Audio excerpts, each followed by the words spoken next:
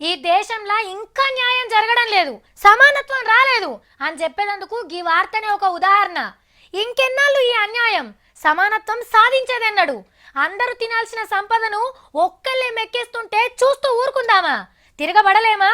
మనతోని కాకపోవచ్చు కానీ ఈ అన్నలతోనే అయిపోతుంది.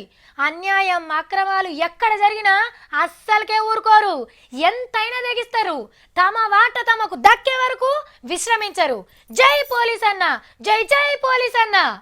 అరే దొంగ పోలీసులకు దొరికినట్టున్నాడు అని అనిపిస్తున్నది కదా. దొంగలేడు, అన్ని పోలీస్ సినిమాలే. ముగ్గురు పోయి నలుగురు అయినరు, అటేటో నూకబోతుర్రు. బండి మీద పడనే పడ్డరు. వారెవ్వా తగ్గఫర్ నడుస్తున్నది ఫైటింగు. ఇంకో సింహ మురికొచ్చింది, గుంజు గుంజు గట్టిగా. అబ్బర కొండ మంచి పట్టు మీద ఉన్నాయి. మరి ఇట్లా నడి బజార్లో పోలీసు వాళ్ళు ఎందుకు కొట్టుకుంటాండ్రో చెప్తే ఇంకింత గమ్మత్ అనిపిస్తుంది. లంచం మంచుకునే కాడ సురువైంది లడాయి.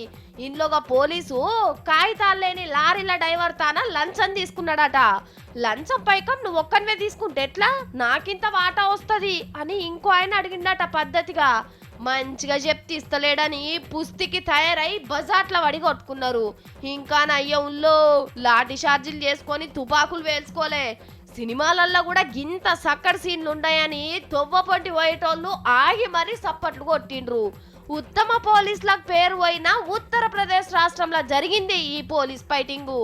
అయినా సార్లు మీరు మామూలు వంచుకునే కాడ లంచాల పొత్తు కాడ దన్నుకుంటే ఎట్లా? కావాలంటే మనిషికో ఏరియా వంచుకొని జనం మీద పడాలి గాని లేవుండ్రి.